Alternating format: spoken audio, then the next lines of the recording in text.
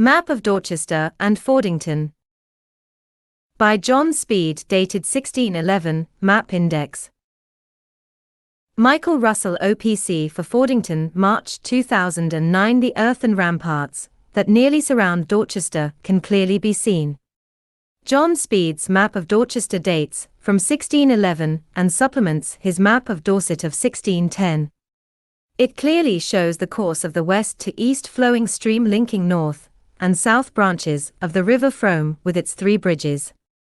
In the book History of Dorchester during the British Roman, Saxon, and Norman periods by James Savage, which was published in 1837, it says, "In the neighborhood of Dorchester are several stone bridges over the River Frome. On the northwest part of the town are Great and Little Mohuns bridges, near each other, so called perhaps from their founder, one of the Mohuns of Wolverton. To the end of the latter is joined a causeway of paved stone, 3 or 4 feet high, extending almost to Burton. They were first ordered to be repaired by the county in the 7th year of the reign of Charles I, 1631. About a mile eastward of these near Fordington is Stocking Bridge, which was ordered repaired by the county in 1689. Not far from this is a small, but neat bridge of 3 arches, known as Gray's Bridge, on the new road into the town built by Mrs. Laura Pitt in 1747 inch.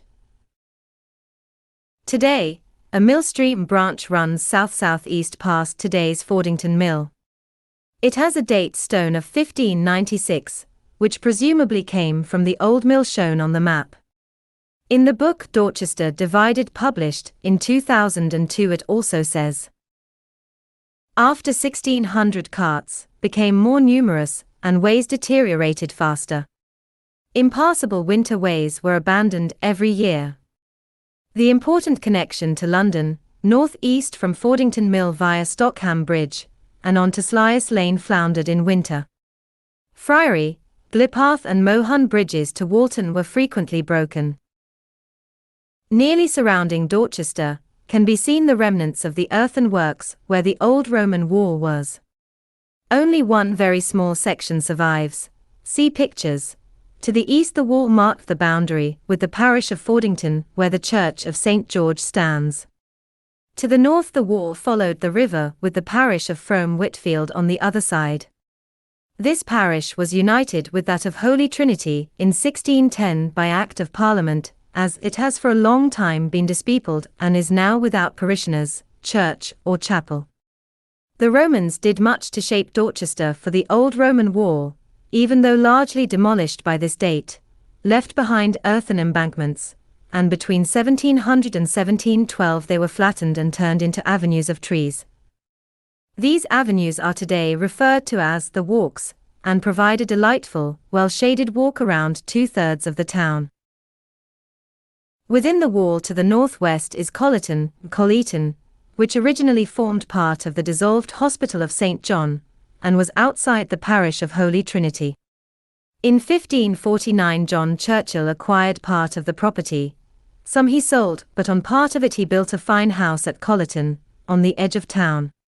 The house does not seem to be shown on this map, but its location is given on the map for 1890. See Old Maps link main page, which shows it occupying a large area behind the properties in High West Street between the West Roman Wall and the cottages on Colleton Row opposite Sheep Street. By 1890 Colleton Park then occupied the rest of the land north to the North Roman Wall. The 4 main churches are also shown on the map. St. Peter's, the rector of both St. Peter's and Holy Trinity from 1606 until his death in 1648, was the Reverend John White. Holy Trinity, referred to as Trinite. All Saints, referred to as Allhallows Church, the parson of All Saints from 1607 until his death in 1627 was Robert Chaik. In 1617 he combined the role of parson with that of schoolmaster of the Free School, which is also shown on the map. St. George's Church, Fordington, unnamed, but located on the far right-hand side, the vicar from 1609 to 1616, was Rev. William Jones, and from 1616 to his death in 1643 was the Reverend Edward Paley. The old Franciscan Priory 1267, built according to speed from the ruins of the castle. Soon after this date bought by Sir Arthur Ashley J.P., who carried out extensive alterations. 1 ca. Castle ruins later, to become the prison ca. Colleton Row where Benjamin Devonish lived, behind which was situated the family home of the Churchills at Colleton House ch. Old Woman's Almshouse, then in decay, was the only almshouse in Dorchester, in 1611, later called Chubb's Almshouses after a benefaction from Margaret Chubb, in 1620. It housed 10 women in 16252. F. Fordington St. George Church, G. Glipath, G.B., Glipath, Bridge H. Hospital for Education of the Children of the Poor J. Reverend John White's House M.B. Great, and Little Mohun's Bridges, named after their founder Mohun of Wolverton. Repaired 16311 N. Napper's Almshouses were not built until 1616, after the date of this map. Sir Robert Napper, a Dorset landowner, had begun building them in South Street prior to his death, in 1615, and they were known as Napper's Might, built to honor God. They housed 10 poor men, 4 from the country, and 6 from the town. In 1636 William Chaig, the blind and feeble former rector of All Saints, was sent there. P. Fordington Pound S.B. Stocking Bridge, repaired 1689, see Quarter Sessions Records, Image 44 Order Books, 1686 to 1699 on Ancestry.com, with its nearby Fordington Mill, now called Swan Bridge. Sheep Street W. Whetstone's Almshouses operated from March 1621, after the date of this map, for married couples. John Whetstone of Rodden left £500 in 1619, and house purchased in All Saints Parish. 2 Genealogical Notes 1. History of Dorchester during the British Roman, Saxon, and Norman periods, by James Savage, published in 1837, pages 155 to 161. 2.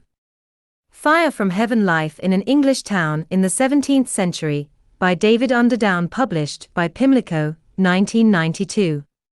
Pages 125 to 126. Dorchester of Fordington page, OPC page.